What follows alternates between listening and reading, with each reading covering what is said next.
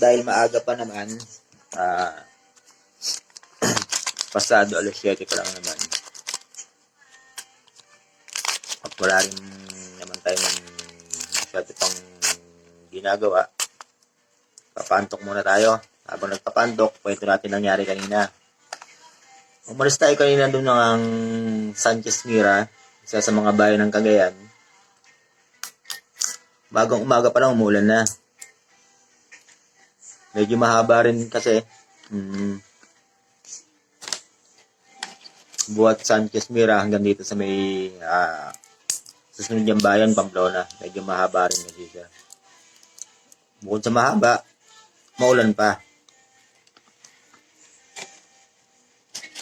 So yun, kwento ko lang mga nangyari kanina.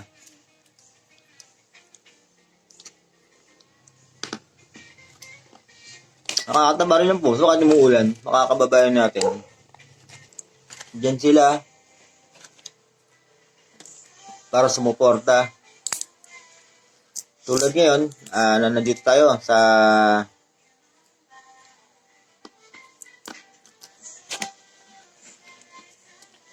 bahay ni Sir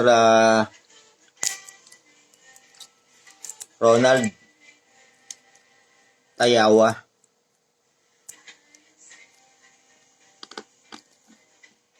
Ang kwento namin ni Sir Ronald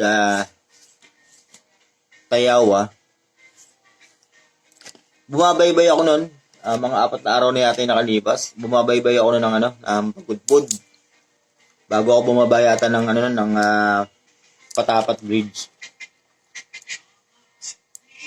Umuulan, din na niya ako binaba na may nakaservice siya noon eh.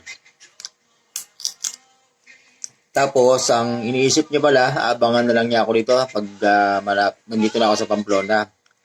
Yun nga, nangyari. Nakahubad ako noon kasi umuulan din. Medyo mahina na lang siya. Bumabaybay ako papunta rito sa Pamplona. Nakita ko siya sa sakyan niya. Halos magkasalubong kami. Dito ako dumadaan sa right lane natin. Dito naman siya sa kabila. Tapos nag-turn back na lang siya. Nag-turn siya.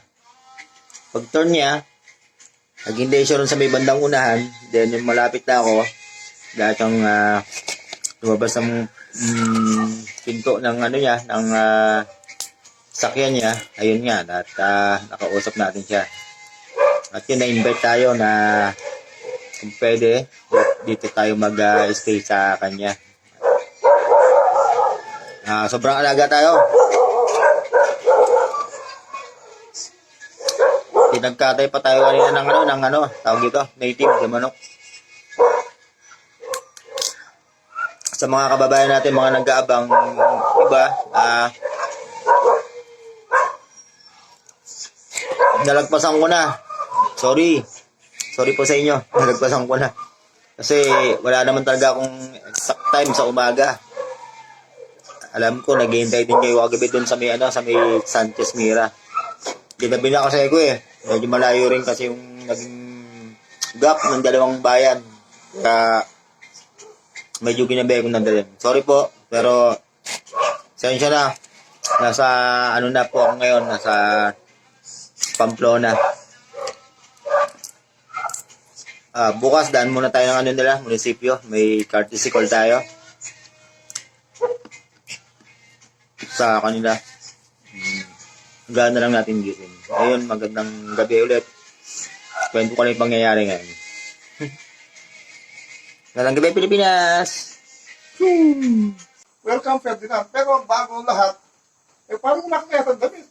Ayun po sana kung bibigyan nyo, mas bibigyan kita! Alam kayo, susunod ko para sa'yo. Pipirmahan ko pa. Alam, pag nanalo ako, ito swerte sa'yo. At pag ikaw may Guinness Book of World Record, swerte din ako, di ba? Dahil nakabayan ko ang gwapong Ferdinand. Taga saan ka, Ferdinand? Nueva Ecija po. Nueva Ecija. Talavera po tayo. Ang Montilo ka rin, banak. Konti lang. Basitay.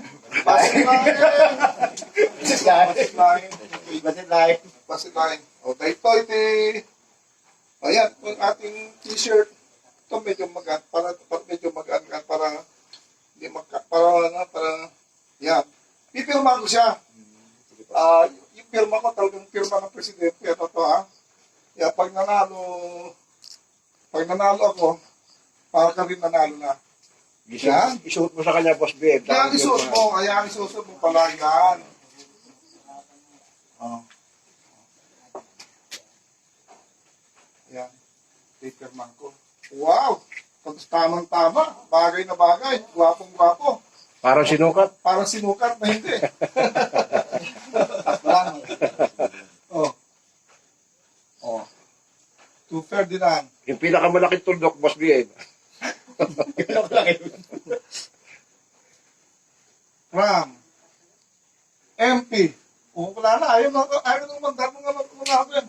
So anyway, sige. So, thank you. So, sige, bibigyan pa rin kita. Meron pa magandang t-shirt dito. Dapat yung small pala. Small. Large to. Akin na lang to. Firma mo na rin. Ito yung sinusuot ko eh. Sinusuot ko rin, no? Philippine Looper. Oh.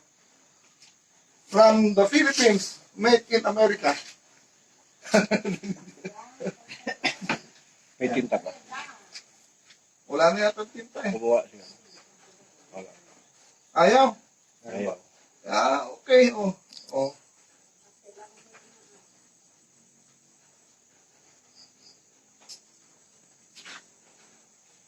Yun, Philippine Looper. Ah. Yan. Okay, so, alam ito yung aming call sign eh. Juan Cagayan. Juan Cagayan. Okay, so, thank you, Ferdinand, for coming here. Welcome sa Pamplona. Okay, thank you. Salamat po.